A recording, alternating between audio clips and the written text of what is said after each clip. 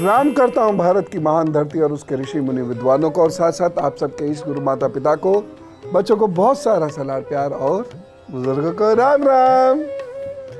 नाखूनों की बात हम कर रहे थे और कल मैंने आपको अनेक ऐसे चित्र दिखाए जिन पर सच में आपके शरीर की इबारत लिखी थी, और यदि आप उन्हें पढ़ना समझ जाएंगे तो निश्चित रूप से आप अपने शरीर के आगे आने वाले कष्टों को या शरीर में चल क्या रहा है इसको भी समझ जाएंगे। ये तन मन दोनों के हाल बता देता है, और साथ ही साथ उपाय भी है। नाखूनों पे कुछ उपाय करने से बड़ा लाभ होता है, शरीर को भी और किस्मत को भी। ये पिक्चर देखिए, कभी कभी नाखूनों पर सफेद धब्बे बन जाते हैं।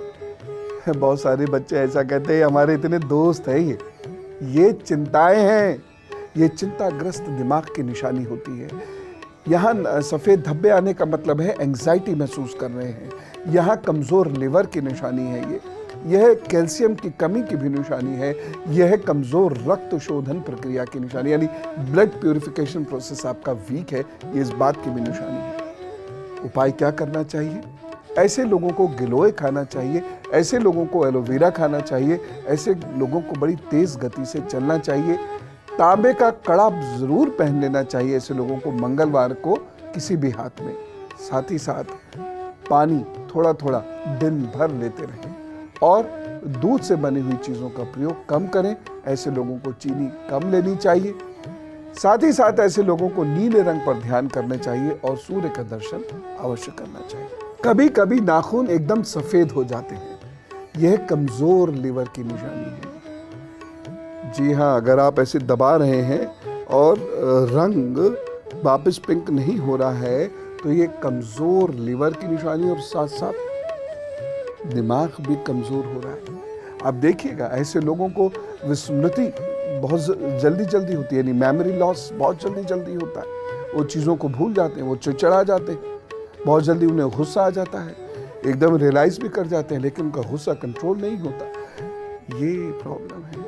ये भी बता रहा है कि आपके भोजन में न्यूट्रिशंस नहीं है, आप पौष्टिक भोजन नहीं खा रहे हैं और खराब भोजन खा रहे हैं, और निश्चित रूप से मुंह के बल गिरेंगे। एक और चीज कहना चाहूंगा, यदि आपके नाखून सफेद हो रहे हैं तो ये देखिए कहीं आप कमजोरी तो महसूस नहीं कर रहे हैं, और यदि आप कमजोरी महसूस कर रहे हैं तो कृपा करके अपने रक्त की जांच कराइए। लिवर के मामले में डॉक्टर से सलाह भी ले लीजिए। उपाय क्या करने हैं? अनार के पेड़ की जड़ को नारंगी रंग के धागे में बांधकर पहने। ऐसे लोगों को सोना नहीं पहनना चाहिए, ऐसे लोगों को चांदी पहननी चाहिए, ऐसे लोगों को बेहद हल्का भोजन लेना चाहिए, और साथ ही साथ आंवला पालक और गाजर का मिक्स जूस जरूर पीना चाहिए।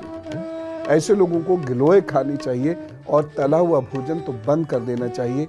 ऐसे लोगों को वमन क्रिया सीख लेनी चाहिए और सीख कर करनी चाहिए। दूध से बनी हुई चीजें ऐसे लोग कम खाएं और मांसाहार बंद कर दें तो बड़ा अच्छा रहेगा। चलिए अब मैं आपको कुछ और नई बातें बताता हूँ। नाखून यदि नीले हों तो अच्छा नहीं है। नीले भी होते हैं, कहीं कहीं ये गाढ़े बैंगनी हो रहे होते हैं, तो गाढ़े बैंगनी हो रहे हो तब भी अच्छा नहीं है। देखिए, गाढ़े बैंगनी नाखून यदि आपके हो रहे हैं तो, और ये जरूरी नहीं कि एक ना सभी हो, एक भी हो सकता है। जी हाँ, हो सकता है एक पिंक हो सकता है एक ज्यादा, एक लाल सा हो, एक सफेद सा हो, एक बैंगनी सा हो, ये बिल्कुल पॉसिबल है। तो यदि नाखून आपके गाढ़े बैंगनी हो रहे हो तो सचेत होने की जरूरत है, क्योंकि इस प्रकार के नाखून स्किन की प्रॉब्लम, पेट की प्रॉब्लम, कफ की प्रॉब्लम, दिमाग की प्रॉब्लम के बारे में बताते हैं। अनुलोम विलोम जरूर करिए। यदि आपके नाखून कछुए की आकृति के हैं और नीले हैं तो बराए मेहरबानी नियमित रूप से अनुलोम विलोम करना शुरू कीजिए।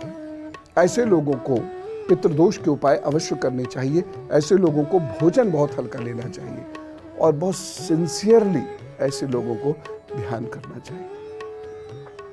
ऐसे लोग काम को बोझ ना समझें, हाइपर ना रहे बिल्कुल। जल खूब पिए, स्वच्छ जल पिए। देखिए, ज्यादातर बीमारियां जल की वजह से होती हैं, और गर्मी में तो खास तौर से आपको स्वच्छ जल पीना होगा।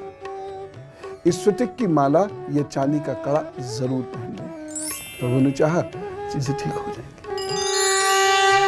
फिर कुछ चित्र देखिए, और ये तो बहुत महत्वपूर्ण इसलिए भी है क्योंकि ये रोजमर्रा की समस्याओं से संबंधित है। यदि नाखूनों में खुरदुरापन हो, कैसे देखेंगे खुरदुरापन?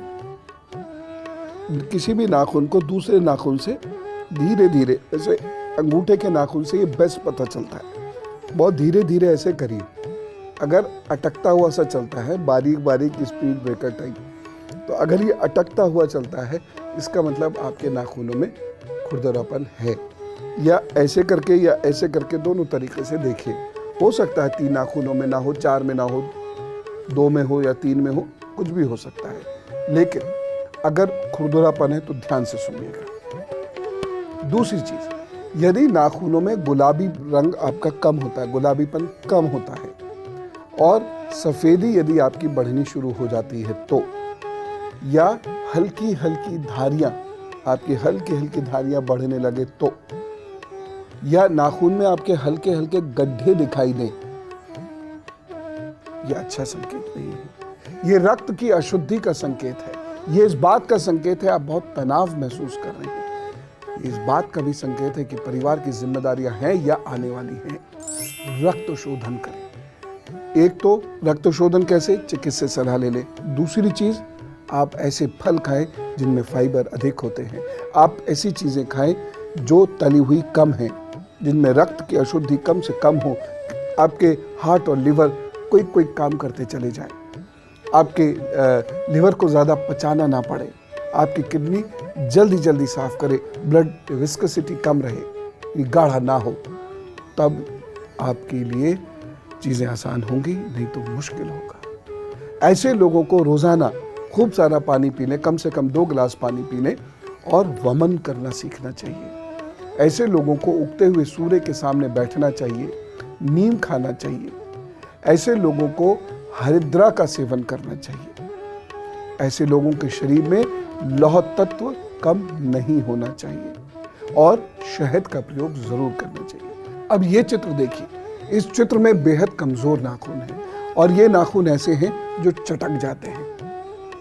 इस प्रकार के नाखून जो कमजोर हैं, ये कमजोर शुक्र की निशानी है। शुक्र कमजोर होता है तो बहुत सारी परेशानी आती है।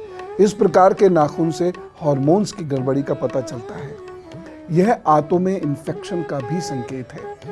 यह अत्यधिक तनाव का संकेत है। यह इस बात का संकेत है आप मेहनत बहुत करते हैं, लेकिन फिर भी आपको वैभव प्राप्त नहीं होता। यह लंबे संघर्ष की निशानी है। कोई बात नहीं, उपाय है, उपाय कीजिए। ऐसे लोगों को अपने इष्ट का ध्यान अवश्य करना चाहिए, इष्ट की साधना अवश्य करनी चाहिए। ऐसे लोगों को उज्जयी प्राणायाम सीखकर अवश्य करना चाहिए। ऐसे लोगों को अग्निसार क्रिया अथवा कपालभाति अवश्य करना चाहिए। ऐसे लोगों को सुबह शाम टहलना बहुत जरूरी है। टहलना वैसे भी बहुत जरूरी है। टहलने से दिल दिमाग खुलता है, टहलने से शरीर बेहतर होता है, टहलने से चैतन्यता आती है, टहलने से तनाव कम होता है। इसलिए जरूर टहल लिया करें। ऐसे लोगों को चांदी पहननी चाहिए और चांदी के गिलास में जल पीना चाहिए। आपको पता है चांदी रक्त शुद्ध करती है। चांदी दुनिया का सबसे पहला वाटर प्यूरिफायर है, इसलिए चांदी के गिलास में पानी पीते हैं, और चांदी के गिलास में पानी पीने से चंद्रमा मजबूत होता है। पीपल के पेड़ की जड़ गले में पहनने से इस प्रकार के नाखून जो संकेत दे रहे होते हैं, उन संकेतों के कारण होने वाले रोगों में बड़ी भारी कमी आती है। इसलिए ये जरूर करें। और अब गुरु मंत्र। अब ये चित्र देखिए, कभी कभी नाखूनों के चारों ओर की त्वचा फूलकर लाल हो जाती है। ये अच्छी निशानी नहीं है। मतलब अब आपकी मांसपेशियां कमजोर हो रही हैं। अब आपको पैरों में खूब दर्द होगा। ऐसे लोगों को जीवन में बड़ा निरर्थक डर लगता है। ऐसे लोगों की धड़कनें यानी पैल्पिटेशंस बहुत जल्दी बढ़ जाते हैं। ऐसे लोग बड़े बेचैन रहते हैं। क्या उपाय? मन को बहुत शांत रखिए। एक फल खिरनी का खा लीजिए। यदि खिरनी का फल नहीं मिलता तो खिरनी के पेड़ की जड़ निकाल लीजिए, इतनी सी। इसे सफेद धागे में सोमवार को अपने गले में धारण कर लीजिए। चांदी के गिलास में पानी पिए और ठंडा और खट्टा बिल्कुल नहीं खाएं। अगर ये आपने कर लिया तो शरीर के दर्द से बच जाएंगे, नहीं तो अब ये वाला चित्र और देख लीजिए। जब नाखून पीठ की तरह से फूल जाए, ये यहाँ फूल जाए और इसका आकार चौकोर हो, लेकिन नाखून की ये जड़ ये फूली हुई हो, तो ऐसे लोगों के शरीर में इन्फ्लेमेशन यानी उसके बाद दर्द, फिर मानसिक परेशानी, इन सब के ये संकेत हैं। ये संकेत है कि गुस्सा आएगा, बेसूद गुस्सा आएगा, उसकी वजह से रिश्ते खराब होंगे, अवसाद यानी डिप्रेशन होगा और पैसों में बरकत खत्म हो जाएगी। उपाय क्या करना है? ऐसे लोगों को इष्ट का ध्यान करना है। देखिए, वो जो फॉर्मेलिटी वाली पूजाएं होती हैं वो तो हमें आती नहीं और उससे मुझे लगता नहीं कोई फायदा होता हो। ध्यान कीजिए, रम जाइए, भजन गाते गाते रम जाइए। अगर इसमें रम नहीं सकते तो बेकार है आपकी पूजा। ऐसे पाठ करने से थोड़ी कुछ होता है। कल कुछ खास बात आपसे करनी है, साथ रहेंगे ना? और जब साथ बैठे तो कलम पेन से लेकर बैठिएगा। कुछ चीज़ बताऊंगा जो आपकी जिंदगी के लिए बहुत इंपॉर्टेंट होगी। बस थोड़ा सीखते सीखते जिंदगी के एक वक्त में आकर हम नॉलेज बैंक हो जाते हैं, पता है। ऐसे आप नियमित रूप से पढ़ने बैठेंगे तो शायद नहीं हो, लेकिन थोड़ा सत्संग करते रहिए। सुबह आधे घंटे का सत्संग ही तो होता है और वो सब कुछ जान जाते हैं हम। मन बहुत प्रफुल्लित होता है, आत्मविश्वास आता है। दुख किसके पास नहीं, लेकिन दुख से लड़ने की ताकत और इच्छा ये बहुत थोड़े लोगों के पास है। तो सत्संग से वो इच्छा बलवान होती है, प्रभु का सानिध्य मिलता है और हम दुख को पटकी दे देते हैं। तो आप खूब खुश रहिए। जानकारी आपको जो मिली से सहेज कर रखिए। फिर मुलाकात होगी, तब तक राम राम, नमस्कार।